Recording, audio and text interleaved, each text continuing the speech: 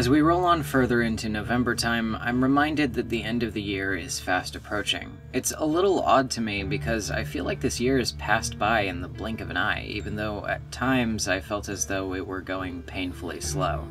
Time is a fickle thing, contorting, slowing, and quickening with our own perceptions, our own moods, but as the dawn of the new year harkens closer and closer, I obviously keep looking back. 2018 was, well, it was a year. It was a year I could have done a whole lot better at. As far as ranks go, that was a BAE score for barely any effort. As I've whittled through recent months, though, I've begun to take a good hard look at myself. The things about me I thought were decent, parts that could use improvement, parts of me that were just gross and needed to go, like, entirely. I think I've gotten a lot better a grip on myself, and in doing this, I've also been going back through and examining a lot of the things that mean something special to me. Things that have shaped my worldview in one way or another, and whenever I do this, one thing always shines brightly to mind. Higurashi no Naku Koro ni. Now, for those of you with a passing knowledge of what Higurashi is, I'm sure this will come across as a bit of a strange statement. Higurashi is that weird anime with all the little girls that kill each other, right? The one that has a bunch of shock value gore and paranoia and the KFC man. What could you possibly gather from something like that that would change your worldview in any meaningful way whatsoever? Well, viewer, you're precisely the type of person I'm hoping to get on my team with this video. Aside from just total newcomers, I'd like to rope you guys in too. Just make sure nothing on the disclaimer in the beginning really upsets you before beginning this video, though. I've made the mistake of throwing this series around at friends who really could not deal with that before, and, well, yeah, that was a big mistake. Absolutely my bad. That being said, if you're sticking around, let's get right into it. Let's talk about why you should watch or read Higurashi.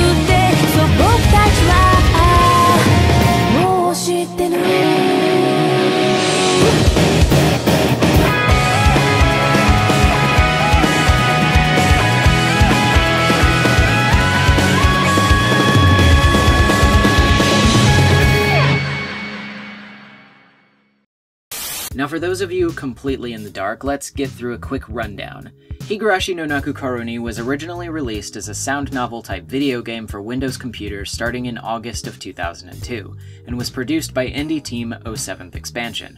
The game's director and scenario writer are one Ryukishi 07, who drew every original character illustration himself, and it definitely shows. The games were programmed with InScriptor, and several professional and doujin artists were brought in to provide musical compositions.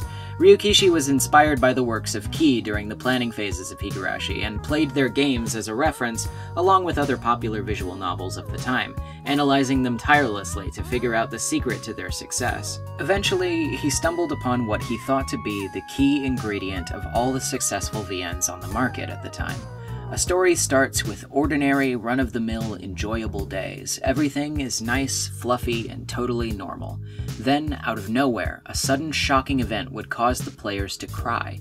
It would evoke emotion in the player. It would cause them to feel intense sadness.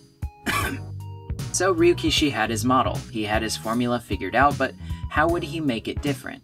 How would he make his visual novel unique and make it stand out in a booming circle of aspiring indie developers? It's simple, really. He decided to evoke a different emotion in players than simply sadness with his story developments. He decided to fill them with fear. 事件を推理するウェブサイトは2万を超える。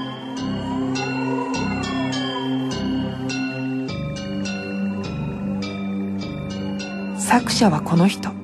Higurashi's basic premise revolves around the time period of June 1983, taking place in the rural Japanese village of Hinamizawa. Keiichi Maibara is a city transplant whose family decides to move there for a change of pace, and upon integrating he meets his classmates and friends, the lovably cutesy Rena Ryugu, the rough but earnest club president and member of an influential village family, Mion Sonozaki, the trickstery trapsmaster Satoko Hojo, and the timid but friendly shrine maiden Rika Furude. The gang has an after-school club together where they play games and make merry. The days pass by and Keiichi feels right at home, even though he's a bit of a city boy. Eventually, the annual Cotton Drifting Festival rolls around and everyone's excited to have a good time. While Keiichi's at the festival though, he learns something strange. Every year for the past several years, on the night of the cotton drifting, one person in Hinamizawa goes missing, and another winds up dead. Nobody quite knows how these acts are being carried out, but the village tends to unite behind one explanation: the curse of Oyashiro-sama, a guardian deity in the village said to still be punishing outsiders and people associated with the dam project that was set to sink the village underwater several years prior, before it was dropped due to conflicts between the village citizens and the dam committee. Understandably becoming more paranoid about the sleepy little town, Keiichi begins to investigate more deeply into matters, and quickly finds himself descending a rabbit hole of no return. As mysteries begin to pile high and his friends start to become more and more suspicious, Keiichi looms over the threshold of madness and may just find that he should be careful where he steps. Okay, so one really important thing I have to talk about with Higurashi and its format of storytelling right off the bat is something that's going to be vaguely spoilery for the early story, primarily the ending of the first visual novel entry, or the ending of episode 4 of the anime. If you'd rather go into things completely blind and your interest is hooked, I'd highly suggest checking out Higurashi right about now. If you don't mind minor plot spoilers from early on though, then hey, let's keep going. As we reach the final stretch of the first chapter, Keiichi realizes his worst horrors have come true. His two best friends are seemingly trying to kill him, and with no other options available to him, he frantically grabs a nearby baseball bat and bludgeons them to death. In a brutal act of violence, Keiichi has survived a perceived threat, but at the same time, no matter how scared he was beginning to become of them, he still killed two of his closest friends in cold blood. There's no solace for what he feels, and as he escapes his house to run from what he thinks may still be after him, he collapses in a phone booth while on call with Detective Oishi from the Okonomiya Police Department. Having felt strangely compelled to claw out his own throat, similarly to Jiro Tomitake, who is the victim of this year's curse murder. As we get our final bits of evidence in the form of a letter left behind by Keiichi which implores the reader to seek the truth, we close out our first installment of the series and are probably left with a rather burning series of questions, but one in particular probably sticks out above all the rest. Where do we go from here? What happens now that 3 of the main characters are dead? Can we just carry it on with 2 little girls? That doesn't seem right. Who's responsible for the disappearances and murders, and why? Is Oyashiro-sama real? And what about the curse? Is this really a supernatural circumstance, or is it all the work of a twisted human being using the village's own religion as a guise for their schemes? How, now that our own main character has died, will we be able to figure all of this out? And then, as we boot up the next chapter, or the next episode, or whatever else, Higurashi answers, and what it answers with might surprise you. It's June of 1983 again. The Cotton Drifting Festival hasn't happened yet. Keiichi Maibara and his friends are still alive. But something's off about this turn back through time. Things are happening differently than last time. At first, in only subtle ways, Keiichi meets Mion's twin sister, Shion Sonozaki. Antics are generally similar, but start ever so slightly to veer off track. By the time the festival hits, things take steeper and steeper turns in different directions, but eventually what we expected was coming arrives, and we're struck with another horrific, bloody tragedy.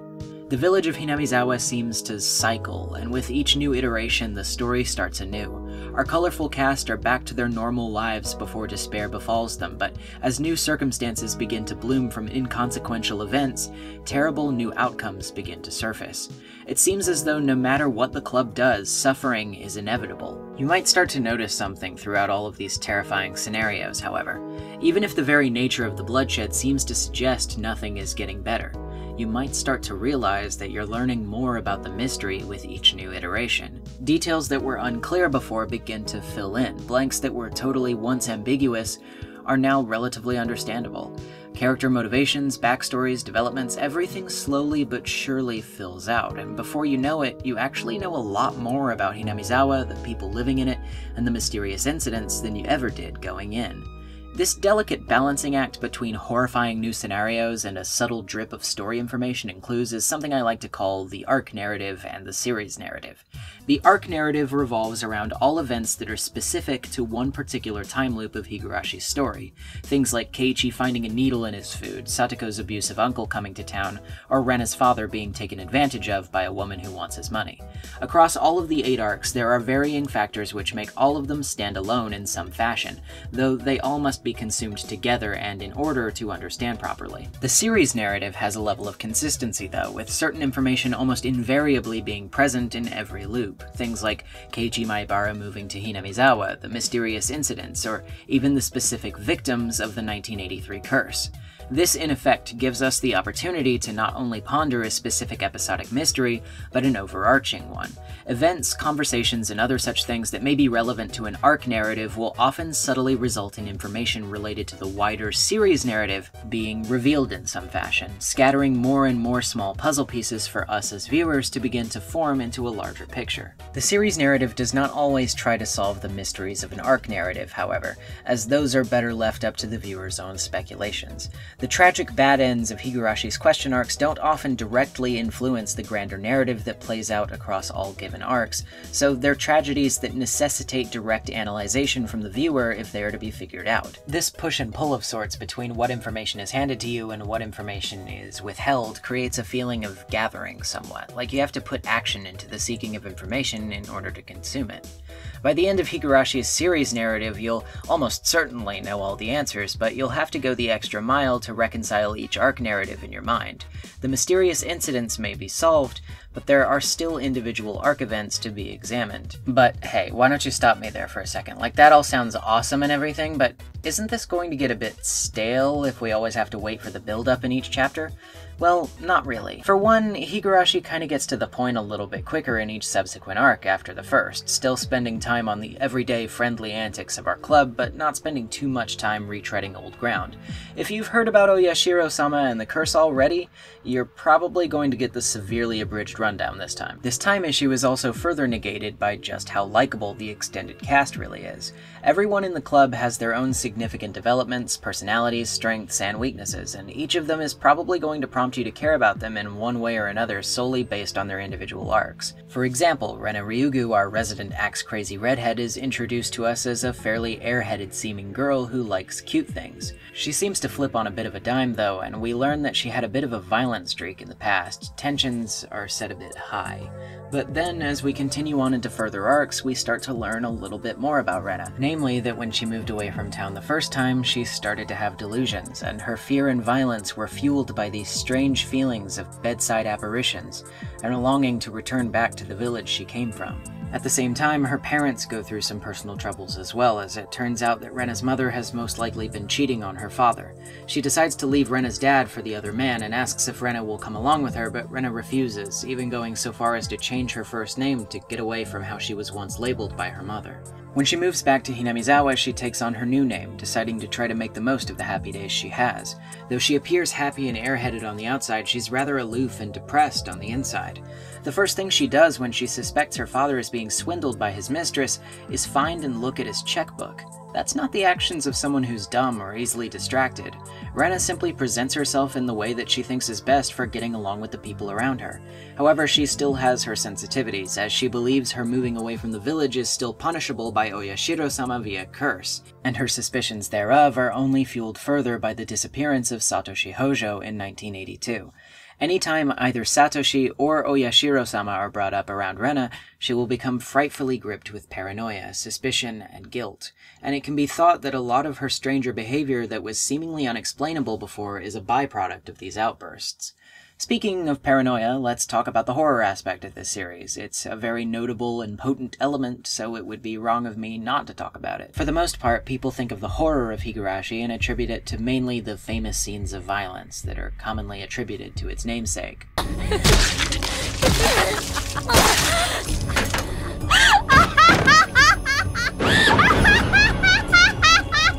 Yeah, like that one. But in reality, these gore scenes are fairly infrequent. Sure, there are a decent number of them, but they mostly act as punctuations to a build-up rather than the actual source of the horror. Think of, say, the first Five Nights at Freddy's game. Now, whether you like that series or not, there's no denying that the jump scare itself isn't really all that scary in isolation. Now, you could argue the shock scenes of Higurashi are a lot more potent than a FNAF jump scare, but just roll with the comparison for a moment. They're brief and shocking, but they're both an endpoint to all of the looming horror which has been built up until now. They're sure to startle you intensely, but once it's over, and it's usually over pretty darn quick, so what gets you so riled up, tense, and nervous over that endpoint? That giant screaming chicken jump scare? Well, it's simple, really. It's atmosphere. It's tiny indications that something is wrong. It's the fear of what comes that you can't yet see. And Higurashi is masterful at this. Atmosphere is like Higurashi's bread and butter. They're just nigh inseparable from each other. Without atmosphere, Higurashi wouldn't work at all. It doesn't lunge for your throat. It breathes on the back of your neck. It doesn't seek and destroy. It knows and it waits. The way atmosphere is played with in Higurashi is somewhat cultural. After all, it is a very Japanese product. But I think the fear still resonates well with other audiences. Let me explain what I mean, though, as I try to unpack why I think these influences not only add immensely to Higurashi's skill as a work of horror fiction, but display a true mastery of the craft. And also, before I go any further, a lot of this information is stuff I learned and lifted from a wonderful essay about transmedia horror, Higurashi, and Japanese culture written by Brian Ruh over on Refractory, which I'll link in the description for those of you who are curious. Brian brings up a lot of really interesting topics in that article that I don't have the time to go over all of here, but please give it a read if you feel the need. Just know that it contains later game plot spoilers for the series. As explained before, one of the central horrors of Higurashi's series narrative is the curse of Oyashiro-sama, and how it ties into the mysterious murder incidents that occur every year around the Cotton Drifting Festival. The curse is something a majority of the characters experience fear in reaction to during some point of their individual stories. Curses are, of course, a very common subject of popular Japanese fiction, with the vengeful spirit archetype playing a key role in much of their modern horror cinema, with series like The Grudge and The Ring. Japanese horror commonly explores themes of confinement, while also juxtaposing that against the comforting or familiar. The village of Hinamizawa wishes to respect its guardian deity, but wishes also to keep its affairs to itself.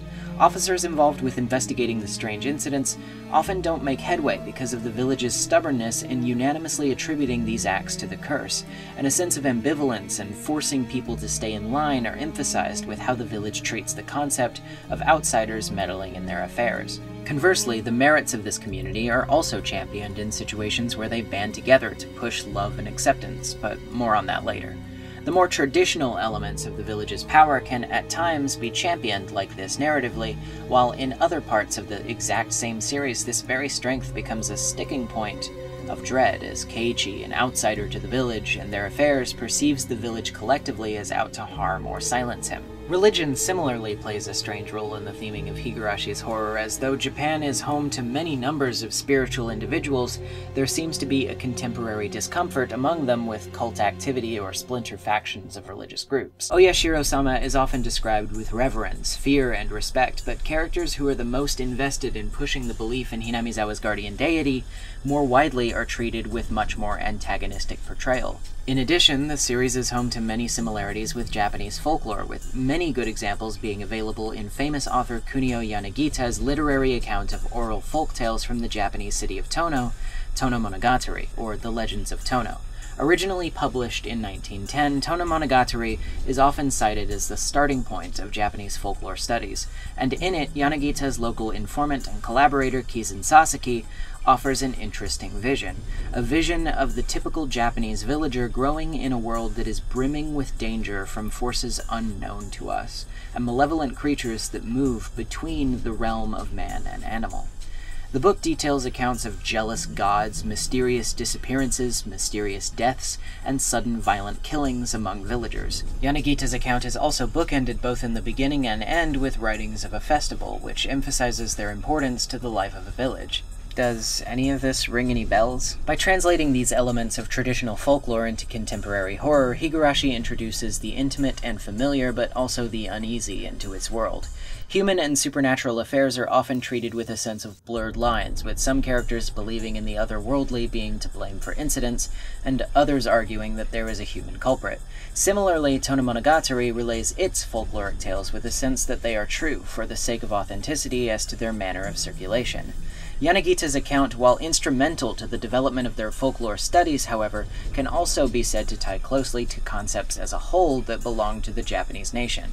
It was written during a time of regional beliefs and practices being under threat by the state ideology of civilization and enlightenment. Communication and transportation infrastructures were advancing faster with the rapid passage of time, and immigration from the country to the city was becoming much more common. Technology was climbing high, but this created a bit of a barrier between traditional lifestyles and the nation's policies. Folklore like you could find in the pages of Tono Monogatari were obviously of cultural importance, but their very nature butted heads against the government's focus on reason and rationale. Throughout the 60s and 70s, the stories of Tono, as well as the very area, were associated with the idea of homeliness, a general ideal that was also caked in very haunting ideas and imagery. In Higurashi, the rural Japanese town of Hinamizawa is similarly welcoming, homely, and warm, while simultaneously exhibiting the tendency to be frightful, off-putting, or oppressive. Therein lies a conflict of desire, the need for the familiar and safe clashing against the want for the exciting or unpredictable, authenticity and identity against the frightening and the unknown. These two elements rub up against each other, creating a friction which is necessary to build the series' tense atmosphere, setting, and motivations. Due also to the nature of its many adaptations in their formats, the strengths of this atmosphere can be touted in many different manners. The original visual novel lacks in extreme visual strength, but makes up for it with very descriptive and haunting text, subtle but punchy sound design,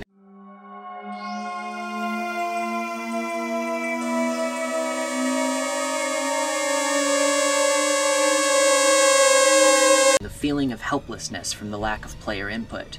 You might have noticed that earlier I referred to Higurashi as a sound novel rather than a visual novel, and that's because although it follows a similar format to most VNs, it does not offer branching choices, relaying a specific story which is railroaded on an unchangeable path.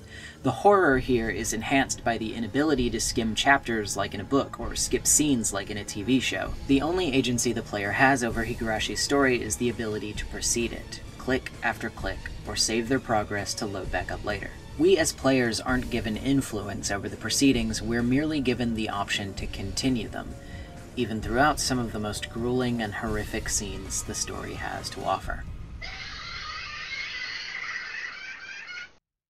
Conversely, the anime or manga are much more skimmable, freeform, and can proceed without direct action from a player, but the anime utilizes camera angles, more complex sound design, and tonal shifts that can only be depicted in a moving format. Similarly, the manga utilizes dynamic paneling, toning, page spreads, and page turns to enhance the fear of a given scene. These are strengths that uniquely play to their format, and in turn make the process of adapting Higurashi to another medium faithful in that it still holds on to the roots of what makes it horrific in the first place. Now, before I talk you to absolute death, allow me to move into my final point, that of which revolves primarily around the second half of the story, or the second season if you're an anime watcher. Higurashi no Naku Koro ni Kai. Kai is what would be referred to as the answer arcs for the first 4 question arcs. It still proceeds the story in a similar manner to how I described before, but it takes on somewhat of an important tonal shift leading into its finale, as well as answering all of the series-wide questions that all of the individual arc narratives have been building up to.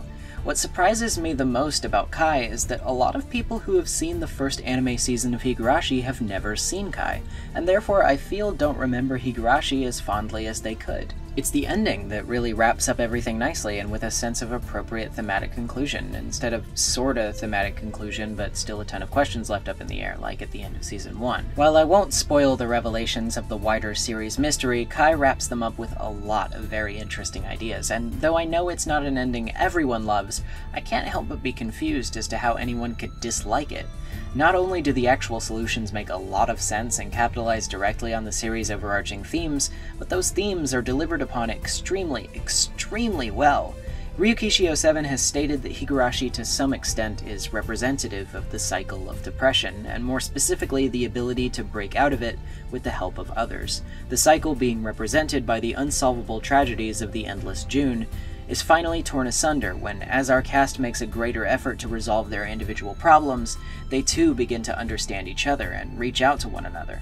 Their bonds, strengthened by their individual resolves both for themselves and their friends, leads to their discovery of the truth, and one of the best final battles I've seen in any series, period. The voice acting, at least of the original Japanese cast, and music for the series are nothing to sneeze at either.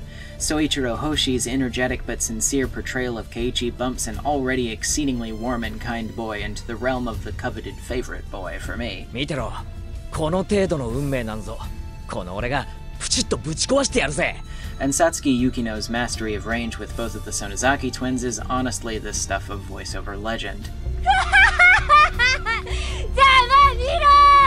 Both the musical stylings of indie artists in the VN, as well as that of industry veteran Kenji Kawai for the anime, exhibit a great emotional understanding of the work and greatly enhance some of its more powerful scenes. Both some of the anime's bonus CDs and the original VN soundtrack also share an absolute favorite track of mine in You, commonly referred to by fans as Dear You. Having first debuted in the ending of the Meiyakashi Hen chapter of the games, the song has been lyricized, covered, recovered, and even given many character-specific versions over the course of the series' run. It's a deeply sad but oddly warm and nostalgic-sounding tune, and I can't help but tear up any time I hear its melody. It's just that impactful.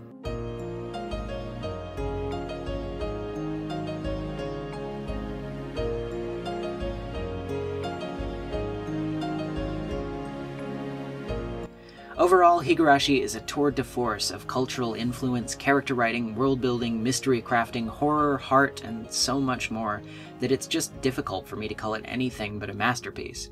Well, except for Dr. Irie. We can just stop his jokes anytime now. And hey, if you're hyped up about it now and want to check it out, maybe for the first time, you've got a lot of options. For starters, of course, there's the original sound novels, which are available translated into English from Manga Gamer. You can either purchase it from their website or in individual chapters on Steam.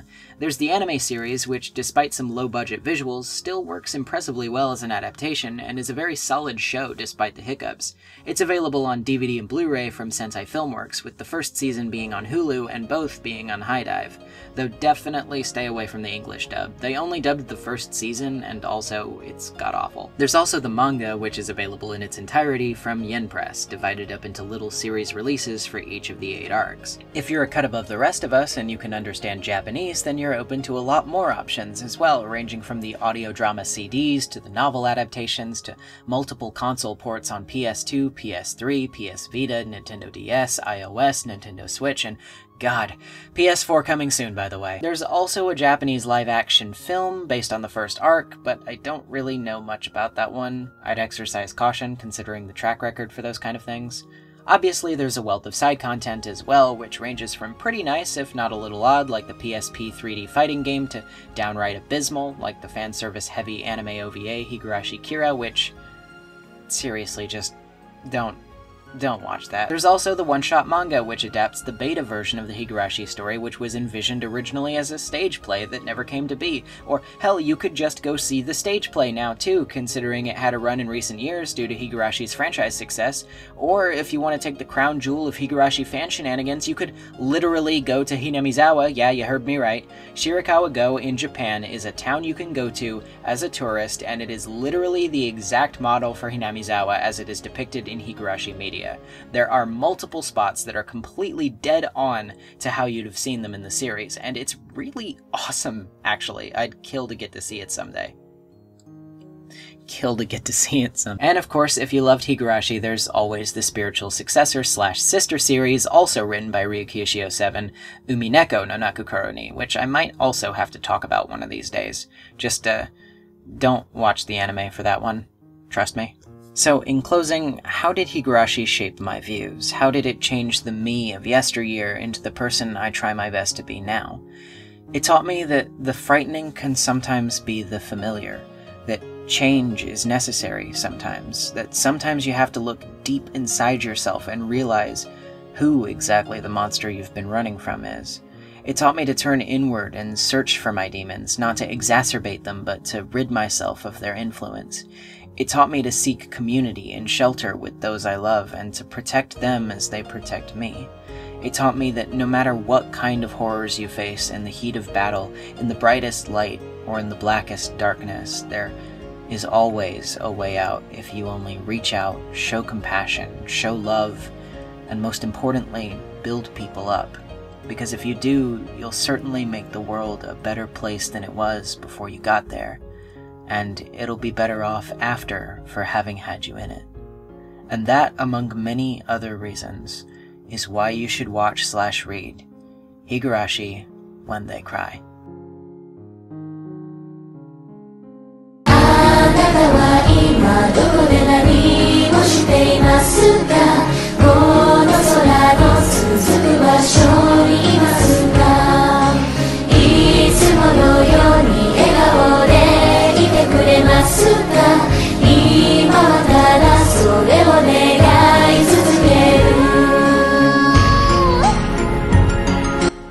Hey everybody, oh my god, I'm so tired. It's like 5:54 in the morning right now as I'm finishing recording this. I don't know what the hell is wrong with me.